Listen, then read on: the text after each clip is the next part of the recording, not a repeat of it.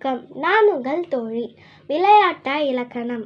முந்தைய வகுப்பில் எழுத்திலக்கணம், சொல்லிலக்கணம் பற்றி பார்த்தோம். இப்போது பொருள் இலக்கணத்தை பற்றி பார்ப்போமா? பொருள் இலக்கணம் வாழ்விற்கு பொருள் தரும் கூறுகளை விளக்கி கூறுவது ஆகும்.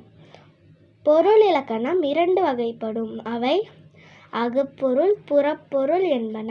அகப்பொருள் நம் உள்ளத்தில் தோன்றும் உணர்வுகளை பற்றி கூறுவது ஆகும். எடுத்துக்காட்டு அன்பு. புறப்பொருள் வீரம், வெற்றி, கொடை, புகழ் போன்ற புறத்தே தோன்றுவது பற்றி கூறுவது ஆகும். இவை அகத்திணை, புறத்திணை எனவும் கூறப்படும். திணை என்றால் ஒழுக்கம் என்பது பொருள். அன்பின் 5 திணைகள் குறிஞ்சி, முல்லை, மருதம், நெய்தல், பாலை என்பன. அகத்திணைகள் 7.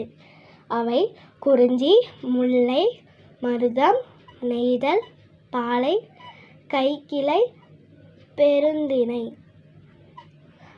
5 திணைகளுக்கும் உரிய அகப்பொருள் இலக்கணம் 3 வகைப்படும். அவை முதற்பொருள், கருப்பொருள், உரிப்பொருள் என்பன. இதன் விரிவை பற்றி அடுத்த வகுப்பில் பார்க்கலாம். இன்றைய கேள்விகள். பொருள் இலக்கணம் எத்தனை வகைப்படும்? 2வது கேள்வி, அன்பின் 5 திணைகள் யாவை? உங்கள் பதில்களை கமெண்ட்ஸில் சொல்லுங்கள். அப்படியே நம்ம சேனலுக்கு சப்ஸ்கிரைப் பண்ணிடுங்க. நன்றி.